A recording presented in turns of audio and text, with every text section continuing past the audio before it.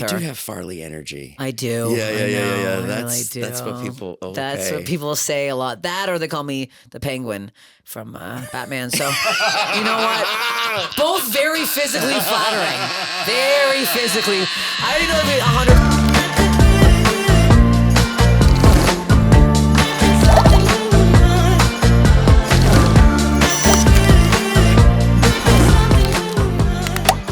This is like perfect. This nice green pop in the background. I mean, look at this. No, it's beautiful. It looks great. It's lit up nice. It's nice. It's clean. It's airy. It's not hot. I thought when you go to the basement, I'm like, it's gonna be steamy and wet down here.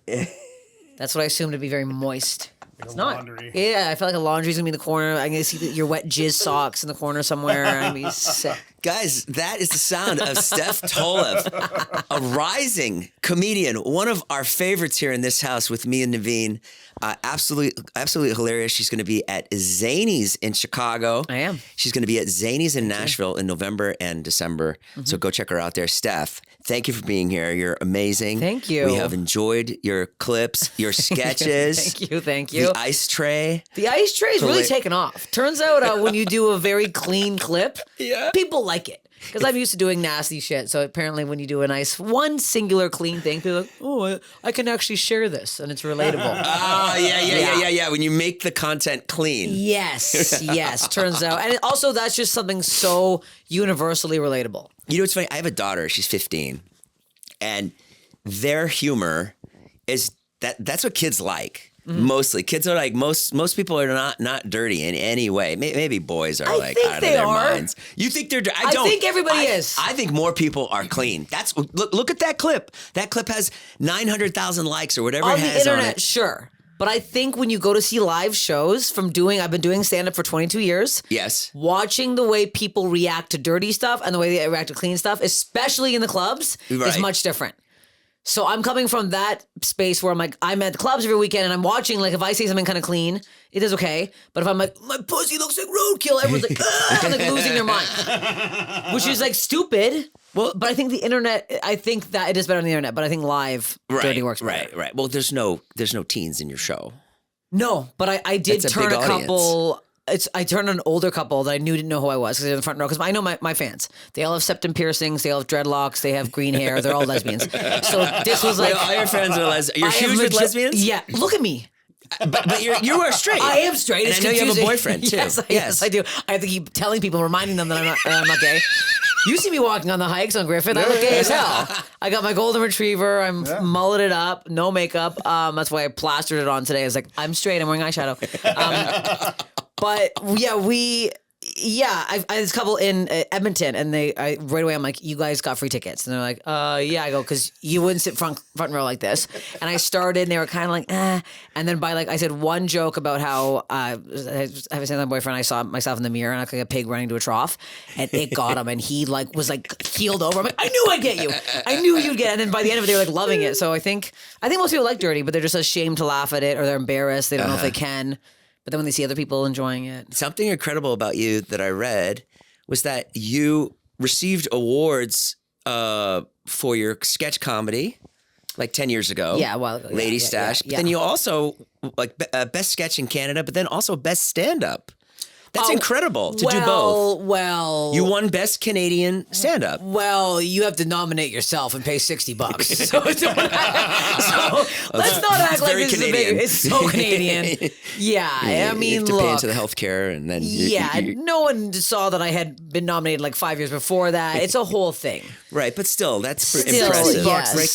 That's a low bar. So I'm assuming you had a lot of competition. But there was like 5 of us got to the finals, and I thought I was going to lose, so I ate an edible because I was in a bad. I'm like, if I lose, I don't want to be embarrassed. So I ate an edible, and then I was so high. Do you guys know who Colin Mockery is? No. He's from the show Call of Duty. No, no. Colin Mockery. He's like a famous improviser from the one with Drew Carey. Oh my God.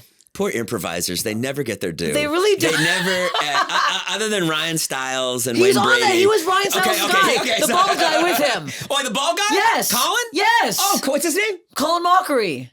Yeah, it's Colin, the bald guy. Yes. He's hilarious. He's hilarious. Of course. So he was front row while I was accepting my award, and I was so high. I'm like, oh, come on. I was like trying to be funny. I'm like, Colin Mockery hates this. And he went, yes.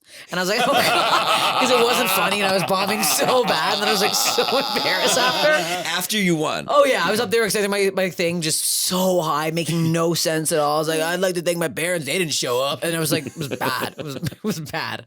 That's a bold move to take an edible right before a It big was set. stupid. I would never. Not set. No. Just the awards. Oh, no, just the no, awards. No, not before comedy. You perform straight. Yeah. Oh, yeah. You are straight. Yeah, you're really like, you're still straight, right? You perform straight. You perform gay? You're lesbian on stage, you're straight off stage. You perform, you don't take any alcohol or anything. I was having like 1 or 2 drinks before most shows on the road, but I've realized quite recently that much funnier when I'm sober.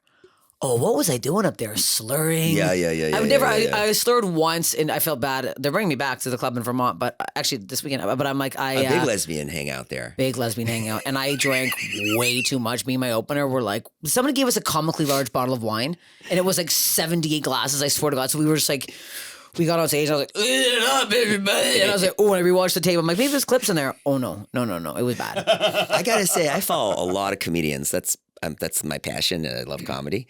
And I don't see too many people going to Vermont. I've never seen. I look at people's dates, and I never see Vermont. Have you been there? Wait, is it I'm like from Burlington? Boston. Oh, I love Boston. I just shot my special in Boston. You shot where? At the Paradise Rock Club. Why were you yelling? I don't know. Why Because we I got just so turned into Jerry excited. Seinfeld? Wait, where? The Paradise? Paradise Rock Club.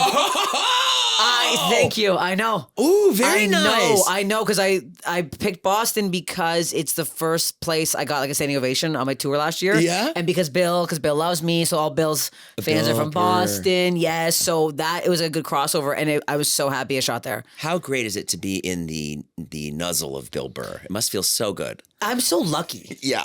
It's like to me, it's sheer luck. You know what though? I don't know him, but he really like gives back to people. He does. He there's people that if you're funny, you'll be in his orbit. Yes. Yeah. And he's not a dick about it. He's just like, and he's not like, I don't press him for stuff. And like, but if I ask him to share something, he will. But I'm like, I hate doing that. I'm like, we wait till I really need him to share something, and then he will. But I'm like, he shares things on his own. He's always liking stuff. It's very nice. I had a terrible moment with Bill Burr. I've only had one moment with him, and I was doing an afternoon show in Boston, and I'm a YouTuber, right? So like, I can go and like sometimes fill a room and stuff, you know. So I did like an afternoon, like a 5 o'clock show in Boston at Laugh Boston. Okay. And I'm like, okay, cool, good show, whatever. I go up and I do whatever I do. And then they're like, I get there and they're like, oh, Bill Burr is just coming in to do like a surprise show right after you. Yeah. We need the room, like get the fuck out. And I'm like, okay, yeah. And I was like, oh my God. And then I was backstage with my mom and I just was like, oh, dude, you're the best. And then I was like, I asked for a picture. Okay. He did not like that at all. Okay. He was like, I don't know. But then I saved it a little bit. I said something about his special that I really liked. And I said something, he had a thing in his special about the dog dying that I thought was like funny and really profound or whatever. And he did give me a look like, oh, okay, all right. Like you actually know who I am. You actually are a fan. I'm just psychopath. Yes. I think he thought like, oh, this guy, who the fuck is this guy? He's this YouTuber piece of shit. Yeah, YouTuber piece of shit.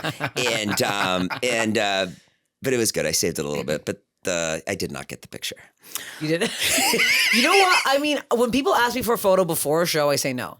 Yeah? I feel it throws me off. And one time it happened and I bombed so bad. And I was like, well, and then they never posted the photo. I'm like, yeah, because I bombed.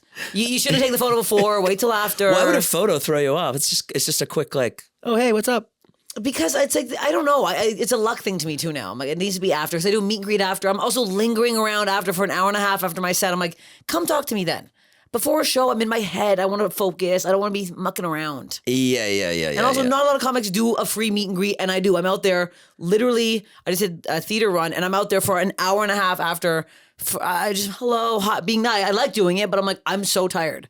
So don't ask me before. Ask me after for a picture. I'm already there. Maybe it's something about, like, comics wanting to keep themselves humble before they go on stage. A photo kind of says like, oh, I'm the shit. Yeah, I don't like that. I feel weird. I'm like, I'm not smug. And again, I could bomb easily. So I don't get a photo if I bombed. Right. Something interesting about you that I read. I love how much reading you do before somebody comes on. Well, I don't have anything else to bring to the table, so I have to. You really do your research. That's the only thing I can do, really. No, you're so physical on stage, and obviously we love that. It's fucking amazing. But you were a ballerina, Highland dancer. Yes, which is like river dance. Yeah, people say that all the time as a comparison. But it's like Highland is like, okay, river dancing is all the feet are turned in. Highland, everything's turned out, and it's with kilts and bagpipes, like Scottish dancing. How are your hips? Not good. My lower back is in shambles. Yeah. So I do think that most of my physicality came from that, and I also grew up. Did you grow up with that? My mom still teaches. So I Highland dance from the age of 3 to 18. Did you like it? No, I hated it. Look at me. Do I look like a dancer? Look at the size of my feet. Do I look like a dancer? But you know what? I was a good runner. I was very good at lacrosse. It probably gave you really good physical stamina for your whole life. I think so, right? yeah. And I think I watched a lot of Mr. Bean, so I think that's also where my physicality came from. My sister was an athlete, an amazing athlete, and it's just held up with her whole life. She's in her 50s now. Does she have great legs? Yeah, she's just like, I don't know, softball, basketball, all that. Because usually when people are like, they have like those jacked legs, they just keep them their whole life. Yeah. And so. Tell me more about your sister's legs. You're like, yeah, they're fine. Move on. What the hell? Why do you want to know my sister's legs so much, you creep? Yeah, that's what I really love about your work. And what I remember connecting with immediately, like the first time I started seeing your work, was the physicality and the ability to really tell your stories physically, as opposed to just the words. I think I also what's going on over there? You're still taking my sister's legs? I saw a clip today where you were like talking about it was like a crowd work thing, and you're like you're talking about some couple in the audience, and then she was like, yeah, like your wife left.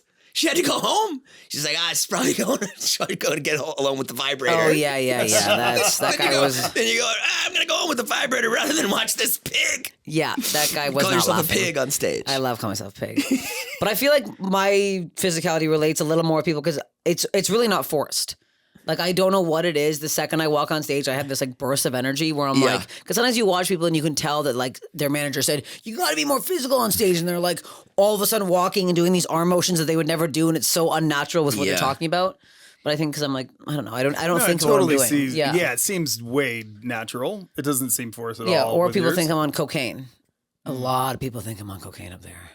Yes. Oh, well, you have a... Really? All the time. With the pantsuits, you have a 70s vibe about you. And because I'm like manic sometimes. They're like, this bitch is on cocaine. I'm like, I'm actually not. Shockingly, I'm not. I haven't done it in years. And you're Bulgarian. Yes. What is that all about? I don't know much about Bulgaria. Guess what? Neither do I. Mother and father Bulgarian? My dad's Bulgarian. My grandparents were in arranged marriage. No. Yes, that came. Yeah, How long did that last? Not long. Usually they stay together, but my grandpa was like super jealous. He like beat up the mailman once, thinking that he was like hitting on my grandma. It's like he's delivering the mail. He's simply doing his job. I don't know what to tell you. But yeah, no, they lasted. They had 3 kids, and my dad was one of them. But my dad's always been here. Yeah, he was born in Canada. I'm sorry, I'm Canadian. Yeah. How you had? And then did you have trouble getting here to work? Oh yeah. Oh my God, getting a green card? Hell on earth. Did you marry? No, I did it the real way. It's like $15,000, I believe, all in, almost 20 with my lawyer and everything, all the fees. And then you have to hit like 10 criteria. You have to like fill up 6 of them, like commercial work, awards. That's why I had to apply for these fucking awards. And like all these letters, you had to ask like big people for letters. It was like super embarrassing reaching out. Like you write them yourself and you get people to sign them. It's like really, it's really an embarrassing thing to do. Why? And then because then they can deny it. They can get this huge file and go through everything and go, no. And that happened to a bunch of comedians I know. Yeah. So I got lucky and they're like, yes, thank God. And then Did you break down and cry when that letter came in? Oh, yeah. Because I needed to get the fuck out of Canada. Yeah. Why? I love Canada, but they really treat their comedians, especially like dog shit. Why? Like, I just got put on a list right now in Toronto saying top 20, whatever, rising stars of 2025. I'm like, rising stars. I've risen. Christ has risen. I rose out of Canada. I mean, thank you for putting me in the article, but I've been doing this 22 years, and the second you leave, Canada's like, oh, they're funny. Oh, Bill Burr thinks Steph's funny. Oh, no, we always thought you were funny. Remember that? I'm like, no, you didn't. You didn't fucking, I didn't get into like all the big Canadian festivals for years. I did all American festivals when I was back in Canada. Couldn't get into Just for Laughs. I was in Just for Laughs once and then not for like 10 years. It was like crazy. Damn, so up and down, huh? It's so upsetting because so many comedians are so talented in Canada. Like all my favorite comics are Canadian. Sorry. There's a lot of great Canadian. Yeah, Deb Giovanni's. I'm obsessed with her. John Doerr. Are you kidding me? He's the funniest person on the planet. These people are so funny. Like Alex Pavot and Pat Burcher, two of my openers, who are like they murder on stage, and I'm like, what? It's very frustrating. What changed? What changed where you got to feel like, oh, okay, I'm like, I was just somebody now filling rooms, and what happened? Well, that didn't really happen until Bill put me on his Netflix special. On the Netflix show. Yeah. But before that, I was like doing okay because like some Instagram clips are going off. But Bill's like 15 minutes on Bill Burr's special on Netflix can help. It was 7 minutes. Yeah, 7 minutes can help you fill a room. And I was like, that's crazy. I was so nervous. That was a great set. I thought I had to go to my sister's wedding the week before, and I was so paranoid. We were in Tulum, Mexico, such a beautiful wedding, and I was wearing a mask the whole time. I'm like, I am not getting fucking COVID. Because I knew that this was my opportunity. I knew I'm like, this could be a big break. Right. And I had a different set kind of planned out. I was actually going to do a set about my dog, and I have a bunch of dog jokes. And my manager was like, no, just be your dirty ass self. She's like, just do it. Because like, I've never done late night because I can't. Because I don't want them, A, rewriting my jokes, and B, I'm not cleaning up. I'm not going on Kimmel and pretending I don't do dirty jokes. And then, because I know comics who would do their like, whatever, 4-minute clean, go to a club and then do this dirty shit and be like, that's not what we signed up for. So I'm like, people need to know what I do. Yeah. And then I was so nervous, and I ended up getting this crazy, huge burn on my legs, like massive welts from the sun. I got like a sun disease. Like my bridesmaid dress was stuck to me. I had to peel out their skin on the dress. Wait. So I was head to toe. Why did you have I had to go. They're from the sun. I'm allergic to the sun apparently. So the Mexican sun burnt the hell out of me. So I had to come back. I had to go to emergency. They had to wrap me in gauze because they were like open wounds. Like it was so bad. So I go to the next day's the taping, and I'm like, I'm head to toe with scabs. So I'm sitting in the chair. I have my dress on. I'm like airing it out, and Bill walks in. He's like, "What the fuck is this?" And I was like, I might be dying. I don't know. But I kept it like together. But I was like, I knew that I had to kill that. Wow. And I was very focused. And it was weird watching a lot of comics on that. Not focus and try as hard. I'm not going to name names, but I was watching people like down 8 drinks before their set. I was like, I'm over here like sipping on a Diet Coke. I'm like, what are we doing right now? This is a big deal. Yeah. This is on fucking Netflix. Damn. Were you a part of that festival that just happened? Yeah. I did a lot of shows actually for that. It was very fun. He just said that it's wiped out people's appetite for comedy in LA. I kind of feel like it has. Yeah. But from a producer's point of view, I feel like ever since Netflix is a joke, it's been like really hard to move tickets. And it's not just me. Every producer I know is like, I don't know what happened. Yeah, I've been maybe it was never there. It's just people came out for Netflix. No, I feel like Netflix, like it was a month. I feel like everybody that would go to a show once or twice a year, it just burned, like it burned that. Yeah, that's true. Because there was so much, and you're seeing all the big names, like back to back to back to back. You're like, well, I'm done. Yeah. Wow. Like you see it once and it's like, you don't need to see comedy. If you're not like a crazy comedy connoisseur, it's like that just, okay, I'm good for a year. I also think there's so much now. There's so many shows. There's too many. There's so much content online. People are like getting inundated. They're like, oh, do I need to see comedy? I'm seeing it right now. Yeah. I'm at home for free watching, and like tickets are $30 now, and then you have to buy 2-drink minimum. So people are like getting cheaper. It's an expensive date. It is an expensive date. Yeah. So it's because I was having a hard time selling out I have a show Filth at the Comedy Store, and I was like, I didn't sell it out in the Belly Room. I didn't sell it out this last time. I was like, well, I'm not doing it for a couple months. Then I need to like. That's 80 tickets. Like I should be able to sell that out. That's crazy. I get scalped. Like when I do Belly Room and I do the Belly Room in the lab. Yeah. And I always get scalped on those shows. Yeah, I try. I have to give half the room away to fill it. Yeah. No, I'm not. No money. How do you give the room away? What do you call just central casting? Or? No, you just no. You get people.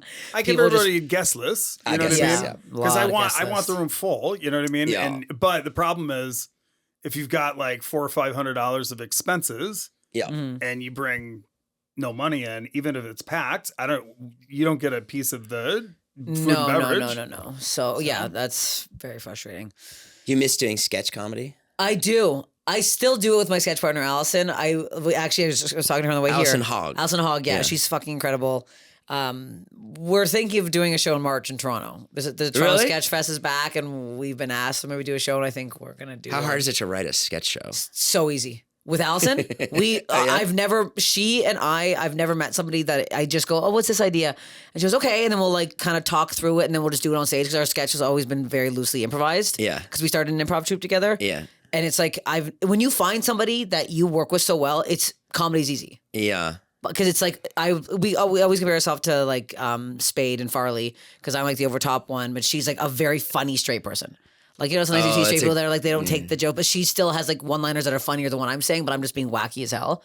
But yeah, it's so easy and just fun to perform with her. You do have Farley energy. I do. Yeah. That's what people, That's what people say a lot. That or they call me the Penguin from Batman. So, you know what? Both very physically flattering. Very physically. I already know there'll be 100 comments on YouTube being like, I already thought that. Yeah, I know.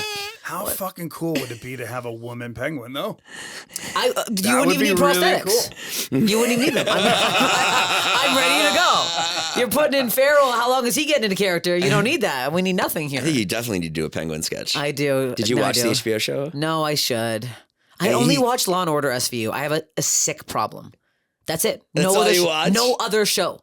It's actually an issue. I'm like that with Curb Your Enthusiasm. I watch it over and over again. I can't stop. I'm on it again. And now I'm like, the new seasons are coming out, so I'm getting excited for the new stuff. What do you like about SVU? I don't know. It's almost like calming. I'll have it in the background and like, because I know some of them, then I get upset and then I get emotional. It's all ranges. Sometimes I'm laughing at it. Who's your favorite? Chris Maloney. Chris Maloney. Oh my God, of course. This is not even a question. I love Maloney. How old's Chris Maloney at this point? He's still looking good. He's looking good. He's got the same ass as my boyfriend, so sometimes I'm like, little Maloney. What kind of ass is that? Big ass. You like a big ass on a guy? I didn't know I did until now I do. Maloney got me into fat asses on men. Now I know what men are talking about. Now I know what the hype is. I love a fat ass. My wife was saying that the other day. She was saying guys with big asses. She's like, I got to do what guys with big asses do. Well, squats and stuff. But squats is tough. It's very. I'm older and I don't want to put a lot of weight on my back. No, and go you down. shouldn't. You shouldn't. Your I had knees. hip surgery. Hip surgery. I had a replacement, yeah. Oh, well, you got to come on my podcast then. Yeah. This is what it's all about. Steph Infection Yes, pod. yes. So I watched clips today and yesterday, but you talk about bodily what? But any body thing related. Any body thing. Anything at all. Really? So it's like, it started because I always have a weird health thing, like the skin thing. I currently have... I'm calling them butt cuts because it's cuter than saying anal fissures. I had an anal fissure. They're so fucking bad. I had an operation. I might need one. Do you want to know something? I'm dying really right now. Embarrassing? It's so gross. It's a butt cut. It's so gross. It's like a tear in a polyondial cyst I had at the top of my ass, and then if I don't keep that part shaven, the top crack of my ass, then I could like go back into surgery. Oh my God. Yeah. And when I had to tell my wife this, I was so embarrassed. And she was like, "What do you do?" You know, she's one of these people that like she needs to know like what's going on at all times. She's like, "What are you doing? What are you doing? Like, why do you have a razor? Why do you have a razor back on your butt? Like, it's nothing. It's nothing." You didn't tell her about it? No. I told her. I was like, I'm going to show my boyfriend. I'm like, yeah, because I had a hemorrhoid recently. I'm like, take a peek at it. I'm like, I don't give a fuck. I openly. Take a peek at it? I saw his. I'm like, it's cute now. We both have them. We don't do that. No, I need to make this clear. I need people to start openly talking about stuff like this because everybody has it. Everybody has hemorrhoids. If you think you don't, yes, you do. There's a couple in there. Everybody's had a butt cut. It's like, these are, they're gross. Obviously, we don't want to hear about it, but I want to like bring attention to the fact that they're very common. What's something that you've heard on your show that's like, oh, well, I saw some guy say on your show that I didn't know if it was a troll. He was like, I can fall asleep from 7 to 32 days. No, that was real. Joe Dombrowski. Real. Yes, Joe Dombrowski. No. It's a crazy. I love Joe. No, Joe's so funny. I was like, yeah, right. And he was like, I'm dead serious. It's called like Epstein-Barr syndrome or something. It's some very rare sleep disorder where he can literally sleep for weeks on end. Joe can do this? Joe can do this. It'll happen. I don't know. It hasn't happened in years, but he'll fall asleep and he'll kind of get up still and like he'll like sleep, eat and like sleep, pee and poo, but he's not like coherent. Somebody has to be there with him because he can't drive. He can't do like normal things. He has to stay home. How often does it happen? Not often. So I think this happened twice. Yeah. But that was one of the craziest ones. Josh Potter came on and he grossed me out because he's like going blind and I have like an eyeball problem. Oh. So he talked about all this eye surgery and it's the first time I almost fainted on my own show. I was like, you gotta stop with this. And I'm like, we need to take a break. But a lot of people, I also wanted people, it's weird because a lot of people who talk about whatever body stuff are getting diagnosed for my show. I had this thing on my hand that I kept calling toad hands. I found out it's a form of eczema, and now I know because somebody had it now, Butt and I cuts have and it. toad hands. So now I'm like butt cuts, toad hands. I'm disgusting. I can't believe my boyfriend loves me. It's So sick. you call it butt cuts? I'm calling them butt cuts because it's cuter than anal fissure. Because it's a disgusting term. Butt cuts is cute. Because I had some blood down there. You have hemorrhoids. No, it wasn't a hemorrhoid. I went in. I thought it was cancer. You always do. I was Yes. really worried, and so I went. But the thing that was funny about it is I apologized to the proctologist. Yeah. Like I'm like sitting there, and before he. He's like, Oh, this so is you see bullshit. his butts. I was like, I'm really sorry. And he's like, what for? And I was like, You have to what see you're my about ass? to do? Yeah. He's And like, it was you're the like- 58th asshole I've seen today. He's like, man, And I then love this yeah, shit. The second Yeah. time, the same as I didn't get a colonoscopy. So he did Okay, an go exam ahead. and he's Yeah, like, yeah, let's yeah. get you in a colonoscopy. Okay. And so then I sat there and I told the first intake person, I was like, listen, no good looking people. Like you can't, no good looking nurses, like dudes and trolley women, like Wow. and Trolly I know women. it's horrible. I'm embarrassed to say this. So then they wheel me into this thing, and the nurse is like, I felt like I was in a Blink 182 video, like this yeah. hot, porny nurse, and I'm like, "You're too good looking. Like I don't want you looking at my ass." Right. And she like, so, I mean, I was half kidding, Right. but not really. Yeah, but not really. But she's like, I was I, like, I don't want any care. cute people looking at my ass. You know? That's what happens. And so what was it? Butt cut? No, it's just like some weird laceration, Okay. like a micro. Thankfully, Okay. I had the same thing when I had my hip surgery. That I had a catheter in, Oh, and that's the worst thing. and I was asleep, and then this kind of like, older nurse was in there taking care of me, like for like, she was like 60 or something, and she leans over into my ear and she whispers and she goes, hey, she goes, we have a new nurse coming in. She goes, she's really hot. She's really pretty. And I was like, You're she's like, like, why are you telling me this? she's like, I'll let her change your catheter. And I was like, no. I was like, what? No, you do it. And she's like, no, you'll be fine. And then, yeah, sure enough, a couple Hot. hours later, no, it wasn't hot. No, was she hot though? Oh, yeah. A catheter is my biggest fear. Have you ever been under anesthesia? No. Well, I got my wisdom teeth that. out. Have you ever I been guess, like yeah. knocked out? Oh, yeah, Yeah, I guess. love it. Yeah. I have That's once. My crazy to favorite me. fucking thing. That's crazy. I remember when they put it in, they knocked me out. They're like, okay, you, and I'm like, I don't feel any. Dude, And that then you're countdown. out, and then you're operated on, and you're back in your room, and you're like, It really freaks me out. That It's whole fucking Yeah, weird. it is weird. And you're like, what? I wish I was awake a little bit. I wish I could see kind of what was going on, but maybe not feel things. I'm like, I want to know. I want to see what they're talking about. What's going on? I've what's had that. What's the scuttlebutt happening here? I've had that where I can't feel below my legs. There's You a can see? thing, but you can hear them working. That's actually that's probably that. worse. Fuck Hearing that. the drilling, that's worse. I don't No want that. way. No way. That's hell. There's no drilling, but when they went to my ass fish, my ass cut. Okay, Butt yeah. cut. Here's Apparently, you can put Botox in it. What? Apparently, you can put Botox in a butt cut, and it like. Would you ever helps get it. Botox? I just got it yesterday. Did you really? Yes, it's called Dysport though. It's like a different version of it. But yeah, I get it right here and just right here. And just for like little lines and stuff? Yep, you have to if you're a woman in Los Angeles. Yeah. If I lived in Toronto and I worked behind a desk, I would never do anything. But now, because I'm literally staring at myself all day long, and I will say I've booked way more roles since I started doing it. Hate to break it to Maybe you, it's a confidence Hollywood. thing. Oh, this is a great segue. I want to hear. We were talking about your acting.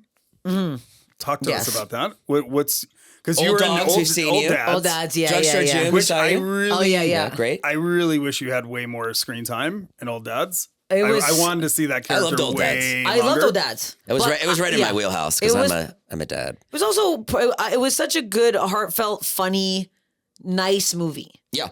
It's like you don't have nice comedies like that anymore. It was nice. I didn't. When I watched that, I was like, oh, why doesn't he do Curb Your Enthusiasm? Like, why doesn't he just do a show? I think he wants to. And I asked somebody who produced that movie. Because I was like, the movie's really good. And he goes, well, why would he do that? He's like, he just makes way more money doing stand up. Yeah, and it's so much quicker. You're just going the road for a weekend. You're coming home. But he had that kind of, when I watched it, I was like, oh, this could be a series. Yeah, no, he's also a great actor and a very good director. Yeah. Yeah, Really good. But yeah, Old Dads was great. They had already written the movie, and there was one part that was apparently a bit too sad. Yeah. And like people who watched it were like, this part's too much. So he added me in last minute. So I wasn't originally in the movie. They added that part of that's me great. like yelling at them on the It's a nice call to get. Oh yeah, it was very nice. I really enjoyed it. It was a voice memo too, and I'm like, Bill Burr, what the heck? It was very nice, and that was such a fun because I like riffed a few of the lines and I kept them in. Where I'm like, that made some room, and then like I was just saying, like kept that in. I really went off at the end. They're like, okay, cut. We got to stop. But it was very fun. Did you guys see The Apprentice? No. That Trump movie that's out? No. Oh my God, it's so good. It's the best movie of the year. It's young Donald Trump in the 70s. Who plays him? Sebastian Stan, the guy who played Tommy Lee. Okay. And then, you ever watched Succession? No. Oh, you guys haven't watched? Oh, never mind. Jeremy Strong plays, it's basically this movie about Trump in the 70s. He's trying to like become a businessman and he befriends like this like famous lawyer who teaches him everything, which is like deny. Roy Cohn. Roy Cohn. Yeah. It's the best movie. Oh my God. Amazing. Gotta see it. I'll put down Law and Order for 1 second and take a peek. So yeah, talk about your acting. Like, yeah. where are you? Where's the future with that? I wanted to be a comedic actress. I never wanted to do stand up or anything. That I tried to get into school in Canada and just acting, and then I didn't get anything. I got in this like comedy program, so that's why I was like, oh, I guess I'm funny. So I started doing that. But I moved to LA specifically because I want to act. So I just did something, I can't say what it is, but I did a very fun role on a show on Netflix that I'm gonna be on season 2. That's as much as I can say about that. Season 2. Season Let's see. 2. Who's on season 2? And I was in Hacks. I don't know if you saw. I had a little role in Hacks. I love Hacks. Yeah. Which is very nice. I was in season 3 of Hacks, which was fun. It's nice because I get to keep playing myself in these things. So people keep writing me in just as a version of myself. I'm like, I could do this. If you could pick a role, a comedic role that was played by someone else, if you had your chance to do it, what would it be? Probably Happy and Happy Gilmore. I fucking love Happy Gilmore so much. I want to play something really physical. So I'm hoping that after my special comes out, I have a movie that I'm about to pitch and I play like an over the top, very physical woman. Because there's not a lot of, you see Farley's and like all these guys being super physical in movies. I want to show that, women can also be over the top and falling down hills and shit. And, and I got to do it soon because my body is starting to hurt. I got a bad sciatica. So let's get this moving. Melissa McCarthy's great at that. But she's one of the only ones. Yeah. So that's always, I use her as my example and everything. I'm like, she's the only one that does like her. Yeah, I'm using her as an example. Like her and Bridesmaids is kind of the idea of the character I'm, kind of shaping for this. Because it's like but that's it. There's not a lot. Like think of other. Well, Sandra Bernhard. King of comedy. Sandra Bernhard? You mean Sandra? Yeah, no. Sandra Bernhard. Bernhard or Sandra? No, Sandra Bernhard in King of Comedy. The King of Comedy. Yeah. Okay, Holy shit, was that? Have you seen that? No, film? no. Is she physical in that? Crazy physical Really? in that. Oh, okay. Yeah. Well, she's nuts in that. Uh-huh. And there's a legend that that ruined her acting career. Why? She was so nuts in that film. I don't believe really? that. But no, it was. Now I got to watch that part. Oh, it's you have that film is one of the best films ever. I gotta watch De Niro's like Jerry Lewis, right? Jerry Lewis, De Niro, and Sandra Bernhard. It's I saw it a long time ago. Crazy film. What the heck? You would love it. I'd love it. Especially because her character is so hilarious. Yet she's the straight character in it to De Niro being the totally crazy over the top. And it's magic. I gotta see it. What do you think of L.A.? I like it now, but it took me quite some time. Yeah, Coming from Toronto to here, because How I've long never have you lived been anywhere here? else. 10 years now. Oh. I never lived anywhere else, and I think. What don't you like about it? Don't I like? What don't you like? Yeah. I don't like the driving. I mean, everyone says that, but I Did you hit traffic coming here? No, I came from a different way. It's the drivers. No one can drive here. My thing is everyone came from like Chicago or New York and they didn't have to drive and they come here and they're now 32 years old and they have to drive and they're fucking stupid. They're like, what? Like all my friends that started driving at 30 are so dumb and I cannot be in the car with them. They're like so paranoid. They're like, oh. I'm like, well, if you started when you were 16, you're a good driver because you've been doing it. And I'm like, especially as a Canadian, I drive in snow. I've driven in crazy snowstorms where I couldn't even see the windshield. So I'm like, like zipping around. That and the you people always turn into a swill.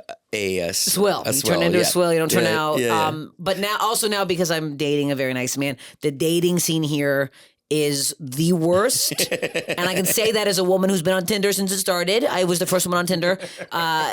Saying it from somebody who has dated, like, every time I'd go on the road, I'd like just put my Tinder on and be like, whatever. I would meet men who were nice, actually attractive. And then out here, I would go out with actual pig trough slop. Like actual men who I'm like, what am I doing here? So conceited, so in their own ass, just like not even attractive. Like I had a couple, like, this isn't funny, but like, I had to call the cops a couple times. Like bad men live in the city. Yeah, it's not good. So I'm like, I'm so happy I found a nice, sweet upstate New York boy, because that was making me so depressed. Like my career was going well out here, but I was so. He's a writer, right? He's a writer. He's a musician. Oh, that's right. Musician, comedian. He plays the piano. He plays actually Jerry Lee Lewis. He's actually in Nashville right now. He's doing a play there for a month and a half, like a Christmas play. Yeah? Where he plays Jerry Lee Lewis. Yeah, he plays piano better than anyone I've ever seen in my entire life. You guys are a cute couple. So We're a very cute couple. He has my hair right now, which is pissing me off. He's what? He has my hairdo. He got a mullet. I'm like, what are you, nuts? Like a Hall & Oates. Stop. It's so annoying. Piss me off. We look like full lesbians. Like we look crazy walking around. Like he already kind of looks a bit feminine, and I already look masculine. I'm like, we are full lesbos. People are like, you're lesbian. They still think I am. But he's very supportive and nice. So that made me start liking LA. So he moved here from New York last year, moved in with me. And how'd you meet him? At the Laugh Factory. I always mention this, but his uncle is Shooter McGavin. From Happy Gilmore. Yes. And he was at the show at the Laugh Factory. It was so bad. There's like 15 people in the crowd. It was like 10 p.m. Everyone was bombing. And then a Shooter McGavin walks in. I was like, what the fuck? And I'm like, I'd never get starstruck, ever. The only person before him I did was... Wait, is that Chris McDonald's character? Yes, yeah. It was like David Cross, another person I've ever like fangirled over. So I was like, what is... I love David Cross, I love David Cross, so funny. I'm like, what is this man doing here? So I got so nervous. So I came out, and I came out hot. I'm like, wow, I'm being like way wackier than I ever was, trying to get anyone doing anything. And then I was asking guys their dick pic angles, and no one was answering me. And then Jefferson is like, I got one. And I was like... Shoot, because I thought it was his son. I'm like, Shooter McGavin's son. I'm like, I don't do crowd work with him. I look over and he's like, and we start talking on stage, and like we start joking around. I'm like, who is this man? So then after I went over and I'm like, oh, I'm a big fan. And then Jefferson stood up. He's like, oh yeah, it's my uncle. And I'm like, what the heck? And then I was so nervous. He's like, should we get like a drink or something? And I'm like, no, I'm going home to bed. And I like panicked and went home. And the whole drive home, I was like, am I an idiot? I'm a fucking idiot. I called 3 of my friends, like, just turn around. I'm like, I can't turn around. And then when I got home, he had DM'd me saying I'm so funny. And I was like, well. Well, I don't think he wanted to fuck me, but I was like, we should meet up for a coffee or something right away. And then, yeah, we started talking. And we did long distance for like the first month. We hadn't even met since then. Yeah. And because he had to go right and do a play in Nashville. And then I flew to see him in Nashville. And then literally, like, I've never met somebody where the second I saw him, I'm like, oh, this is it. Because the guy before him, I had the worst relationship of my entire life. Very bad man. How long that last? 7 months. It was a fan. He very manipulative. He planned the whole thing, and he like would listen to certain things and hear how I was like really desperate at the time for men. It was so... And then I can't say what I found out about him, but I can just say that women need to do a deep Google dive on people they're dating. Yeah. Beyond. Let's just say I talked to his ex-wife now. And I feel very bad for her, and I'm like on her side, and like, oh yeah, I some of his exes reached out to me after I broke up. Were like, was it because of? I'm like, wait, what? Crazy bad. The worst thing. A lot of stuff that happens on Law and Order. Oh, that's why you like Law and Order. Yeah, that's why. Yeah, so it's like... So he had a trail of bodies. Unreal. And after that, I was like, I'm actually never going to date a man for the rest of my life, because I've been gay. I go in and out. I've tried a couple of times. I dip my toe. I was like, I'm about to dip the whole clit, because we're dipping and we're staying in the water. But then I met Jefferson. I was like, okay. What's the difference between dating a man and dating a woman? I've only dated one woman. You what? I've only dated one woman. Only dated one woman. It was like for a bit. I don't know. It was for a bit? It was for like 3 months. I thought you meant for a joke. No. It was for a bit. It was funny. I used this woman. No, a lot nicer. Very sweet and like very... Yeah. I always try to look at that. I always try to look at my wife and try to think like what she's thinking about me and what I'm doing wrong and how I am. And I know that I'm like... the male ego is really what it is. I'm glad you know this. You know? Yes. It's the male ego. It's the like, well, I'm not going to do that. Or like, you know, just like even looking in my ass. You know what I mean? Like I can't be brought down. Yeah, okay. A peg like that. You know, I want to be seen as this tough, as a guy, and I'm not tough, but I mean, I want to be seen as like, oh, I don't care, I don't have feelings. I don't care. Like My asshole's perfect. I have a pristine anus, and nothing's ever been wrong with it. Yeah, it was nice. I just like dick, to be honest. I think I was like this whole thing. I was like, yeah, I just think I deep down just I love. think about that now. It's like if I didn't have my wife, I'm like, man, would I try to go gay? You know, because it's like I think when you say try, it means you don't want to. Can I try? You're like, well, you don't want to do it. I have a buddy, and he dated women all his life. He's like more my age, probably like maybe he's like 55. And I saw him the other day, and he was like, I need to let you know I'm dating a guy now. Just like, what? Like, did he seem happier? Yeah, he goes, I got to tell you, he goes, best relationship I've ever had. He's like, we're just two buddies hanging out. Yeah. No drama, no nothing. He's like, we watch TV. He's like, I don't want to be here tonight. Oh, that's fine. Go do whatever you want to do. No problems. And yeah, I can relate to that. So does he identify as gay or bisexual? I guess he was always bisexual. He was always bisexual, but I think I'm glad that now people can feel much more free to come out of the closet, because he probably had these feelings for a long time and didn't really want to fully find out if he was, and now it's like, oh yeah, please live your life the way you should be living it, in dating who you want to be dating and not feeling. But there's still some people that won't do it. I know. I know a couple people. I'm like, God. There's still some people that won't even do it. They have like important jobs. And I know some people that have really important jobs, and they're just like, they're with their partner, but at work, it's not. They don't say anything. It's not spoken. That's sick. I would hate to be in a job like that. And I always think, like, well, why don't you just try? Like they can't fire you. Yeah, they can't fire you. And also, if they do, fuck that. Leave that place. That's crazy. Yeah, and they're women, and I don't know. It's one of those things. Yeah, it's very upsetting. It is upsetting. It is. It's especially now. What are we doing? My whole thing with that is like, also, why the fuck do you care? Why do you care what anybody else is doing in their own house? Who do you care what they're sucking? What is it? At what point is it affecting your life at all? Yeah, that's what's so bizarre to me. How are you with internet comments? Oh, I'm bad. I get pissed. I have so many trolls. And you know what? Right after fucking Trump got elected, ooh boy, did those boys get a new realm of confidence. That next morning, holy shit. That next morning I had like 15 comments saying I'm trans, I'm ugly, women aren't funny, stay in the kitchen. Like usually it's one a day. Oh. That next morning, 15 comments. I was like, whoa, no, this is going to be a bad 4 years. Yeah, it freaked me out. It really freaked me out because I was like, shit. Do you ever feel like some of the people that comment on your stuff love you? Comment negative things on your stuff, love you? Some of them are following me. Yes. So I was like, well, one guy was like, oh, you posted disgusting shit. I'm out of here. I'm like, why were you here to begin with? Yeah. At no point have I been like, I'm a clean comedian. I barely, the ice tray was the only clean thing I've posted in the last, I don't know, 5 years. So I don't know if they love me. I feel like also men just I think they get off on trolling women. Especially female comedians. It's a sick, because they're jealous. They always wanted to do it. They want to be funny. They want to be funny. They aren't. And then watching a woman succeed in something. And I love when guys are like, she doesn't even have a career. And I look at the guy's photo. I'm like, buddy, I make more money than you've ever made in your entire fucking life. I used to comment back. I used to, like, if someone made fun of what I looked like, I would screenshot their face and I'd go, coming from you. And I'm like, I don't do that anymore. I stopped doing that because it's crazy. So now I just. So would you put it on your story?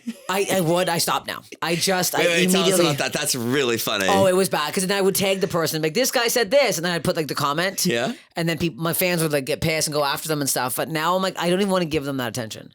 I live stream a lot, and this happens all the time in the live stream. They'll come in, they'll say something really nasty, and I ignore it. I'm like, I've gotten really good at just ignoring it. I'm like, yeah, okay. And then the mod, will stamp them out or whatever. And then they'll come back an hour later and be like, I'm so sorry. Really? I'm so sorry I came in and said that. Or sometimes I'll be live streaming and someone will come in and go, I'm so sorry about that comment. And I'll be like, what comment? I didn't even see it. And I'm like, we're good, dog. Oh, wow. But it's really important to to not engage. That's the thing. It's so Yeah. important to not engage because I've seen comments on stuff like I get one a lot. It'll be like hate from Boston, like which is you've ever seen that one? No. That was that's gotten really famous on Instagram, really popular on Instagram. Like people like hate from Australia, but you're just kind of like, I don't know. Maybe I'm delusional, but maybe I just read it like, oh yeah. They're trying to be funny. They're trying to be funny. They need the attention that we're already getting. Yes. I think it's like some sick thing. Yes. It's also, it's never going to end. So there's no point in engaging. There's no point of me trying to tell. Also, like my biggest one I get now is that I'm trans and I'm like, I'm not, but even if I was, again, why do you care so much? Why do you need to know what genitals I have? It's so I feel really bad for the trans community. They ask you if you're trans? All the time. Or just say trans women, trans people aren't funny or whatever. I'm like, it's very, it doesn't offend me. I was like, thank you. They look pretty hot. It's very alarming the amount of people that just have hate for a group of people for no fucking reason.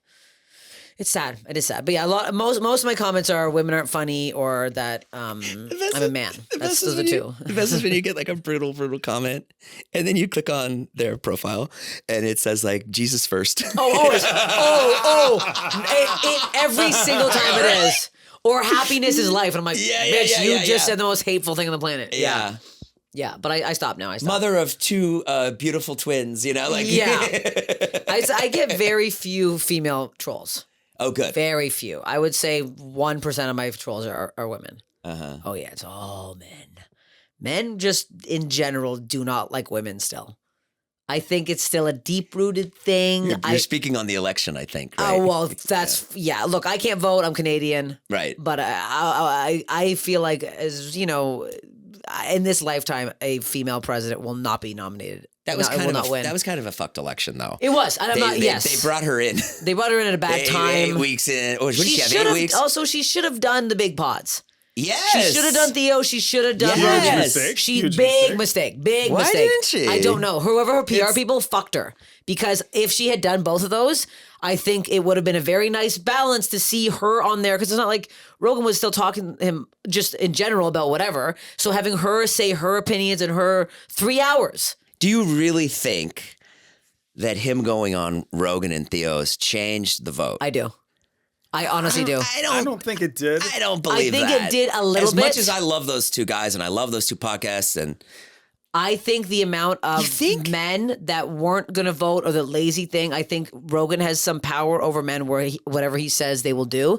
And I do think it definitely, I still think he was going to win either way. But I think so what are we talking about? 30 million people listen to Joe Rogan? 20?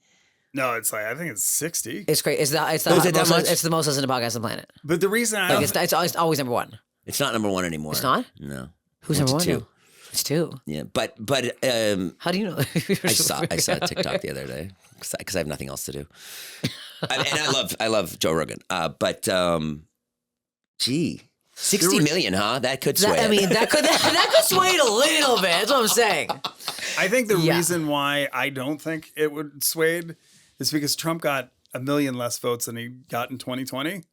The people that didn't show up were 12 million Democrats that voted for Biden, did not come out for Kamala. Oh. And I guarantee you, even a sliver of that would have been people that listen to Joe Rogan. Because one thing I did learn about Joe Rogan recently is the range of people that listen is pretty diverse.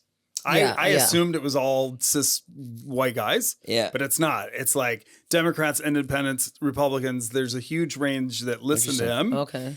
And when you look at like who didn't show up, like I don't think Trump didn't win the election. The Democrats lost it. And I think it was that the Democratic Party, in my opinion, is to me, they did not get, they did not activate their base. Mm-hmm. When you have 12 million people not showing up that showed up 4 years ago. Yeah, no, that's a chunk. So election voting was down from 2020. Is that what you're saying? Both parties, less people voted on both parties. But 12 million Democrat to 1 million Republican. Okay. So Trump actually lost votes. Okay. So there was no red wave. People talk about a red wave. It's like, no, there was not a red wave. Oh, there was a total abandonment of blue. And that, and I think going back to when Trump started going on the podcast and she didn't show up, I even told friends of mine, I was like, what the fuck is she doing? She needs to get on these. And I had friends super liberal like me that were like, no, she's not good. She didn't need to do those. And I'm like, that is the same elitist bullshit that lost Hillary the election. That mindset of like, well, I don't need this. We don't need to fuck those people. Because it made him look 60 more, million people. Yeah. And not only is it an interview, but they're going to be clipping the fuck out of those. Oh, yeah. On every platform. So even Clips these young galore, people that's that are like just only look at free advertisement. Yeah. Full free advertisement. Total blunder. 3 hours of unedited just stream of consciousness from him. Oh yeah. People are Yeah. And it was and the fact that she wouldn't go, and I don't know whose fault it was, her or her PR team, probably her team. The fact that she had the arrogance, or her people had the arrogance where it's like, she's not going to do 3 hours and she's not going to go to Austin. More people watch Rogan than CNN. It's like, you mean to tell me you're not going to go to CNN and do their format? It's just the subtle arrogance in that. I was like, this is not going to work well. They don't understand the internet. And now they don't understand the next 4 years are going to be comedians doing Trump jokes, and it's more hell for the. It's hell. Is that hell for you? It's actual hell. I don't do political stuff because I want. But isn't that good for you?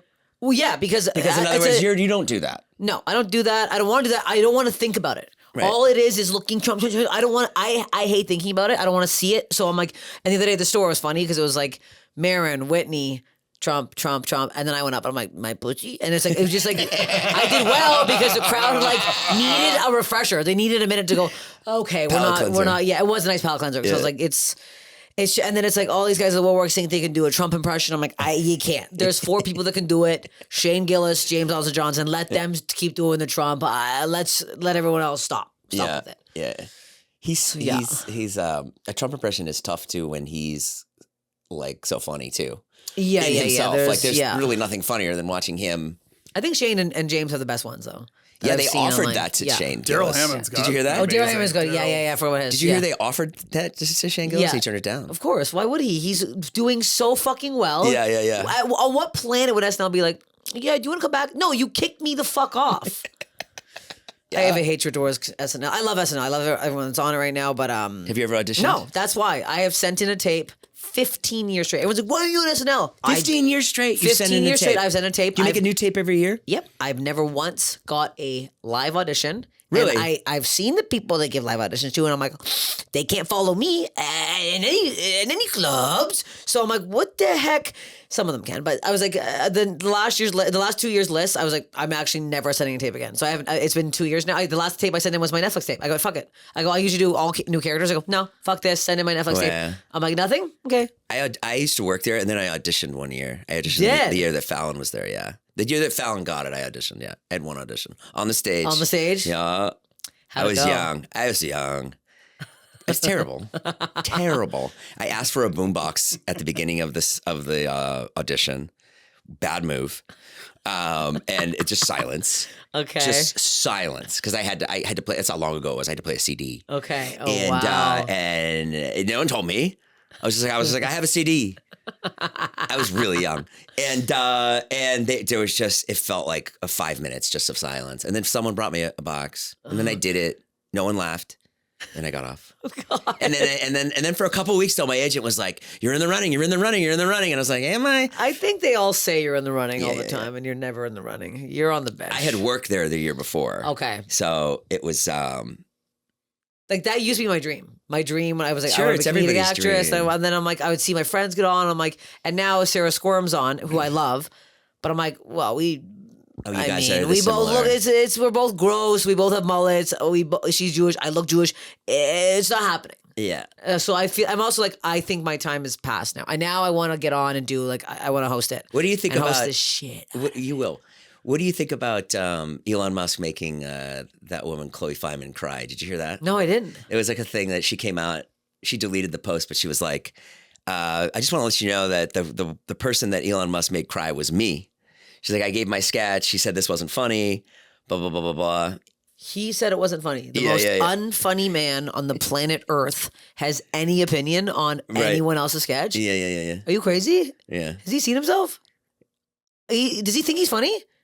Does Elon Musk think he's a funny person? I'm going to lose my mind right now if you guys are sitting here like, you think I don't know if he thinks he's a funny person. There's no I think way. he probably does. He's unbearably unfunny. He's nuts. Yeah. But yeah, anyways, that was in the news yesterday.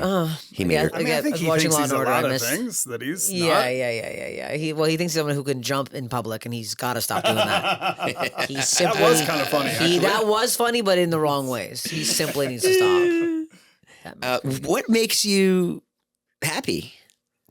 I guess it's cheesy, but I guess making other people laugh. You love it. I love the things that people DM me, like the things women will say about like how I'm like, a good voice for women and how I'm talking openly about the stuff people don't really want to talk about and That feels how I've really made people good, feel better. It makes me feel very good. Fuck. People DM me being like, they just found me and they had a bad week and they watched all my clips and they feel better about themselves. I'm like, that kind of stuff. That's what it feels good to do this for.